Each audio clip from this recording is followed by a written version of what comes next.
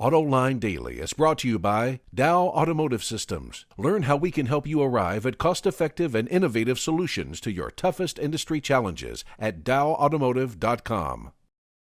Here are today's top headlines. Porsche racks up massive losses. Mercedes wants more small cars in the American market. And the UAW takes a strike vote at one of Ford's plants. Up next, we'll be back with the news behind the headlines.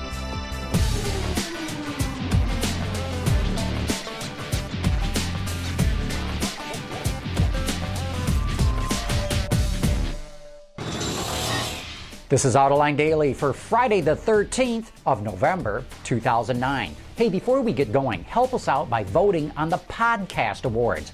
You got us nominated. Now we need you to go back and vote again. Go to podcastawards.com, scroll down to the business category, and vote for Autoline Daily. In fact, you can hit the pause button right now and go vote. We'll wait.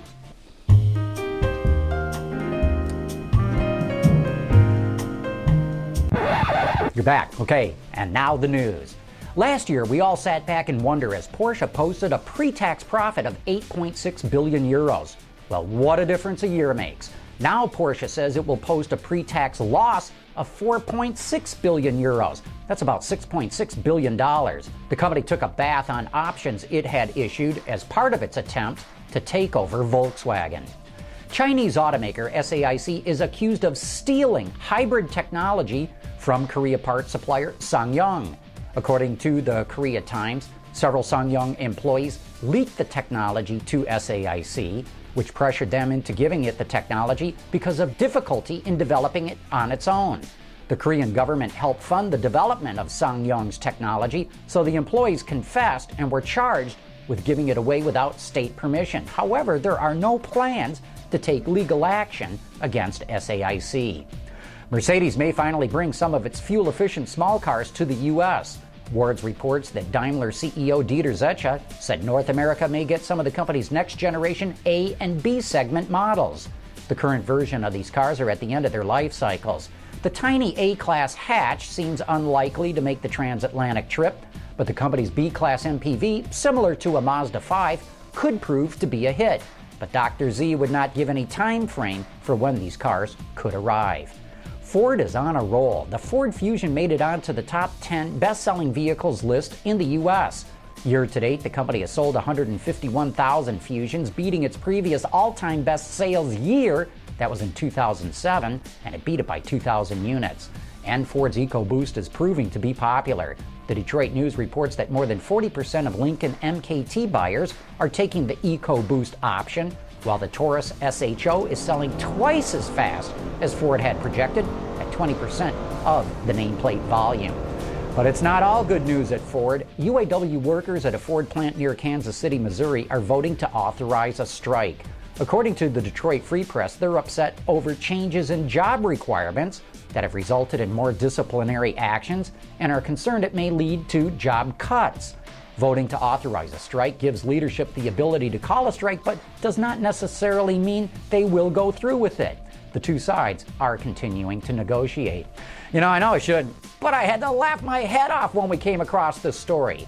The AP reports that a guy near Houston in Texas was driving his Bugatti Veyron.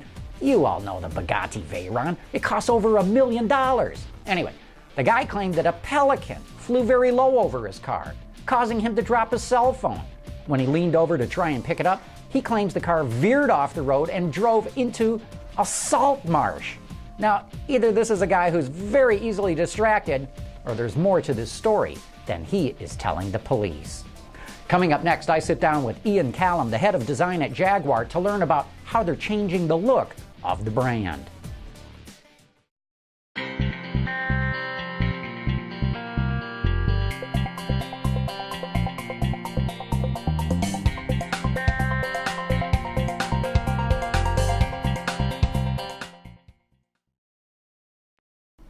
On Autoline Detroit this week, my guest is Ian Callum, the head of design for Jaguar. Jag, as you all know, is undergoing a design revolution, coming up with an all-new look. And in the following clip, Ian Callum talks about what they want to do with design at Jaguar. It's going through an evolution right now, having been very traditional in the past. Recently, in the last year or so, you came out with the XF. It's been received very well, certainly in this market, I believe worldwide now. It's doing well, yeah. And the XJ coming out too, which carries sort of the same theme of the XF, but again, getting away from the traditional look. Talk a little bit about this evolution of design going on at Jaguar. Yeah, well, it's actually probably more, if you look at where we've come from, the S-Type and the XJ, it's more of a revolution, really. But there's nothing unusual in it as far as I'm concerned, as far as the team's concerned. And it's really harkening back to what Jaguar used to be back in the 60s. It was a modern car company, very youthful car companies. Rock stars, footballers all drove Jags. And the bad guys drove Jags, which is quite important. But you know, we want to get that kind of sense of mystique and sexiness back in the brand, and it's starting to work for us. People are starting to get it. So we're getting back to where we should be. But with those people who are used to seeing the more traditional side of Jaguar the past 30 years, it's a bit of a surprise, a bit of a shock.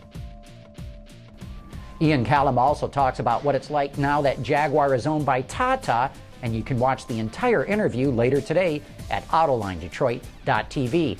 I'd also like to suggest that you take a look at last night's Autoline After Hours that we did with Hal Sperlich, the former president of Chrysler. He has some fantastic insight on where he sees huge opportunities in the auto industry for the right kind of product, and he talks all about what that kind of product should be. Remember, this is the guy who did the Ford Mustang and the minivan at Chrysler, so he has some brilliant insight. Okay, it's the end of the week, and that means it's time to announce the winner of our trivia contest.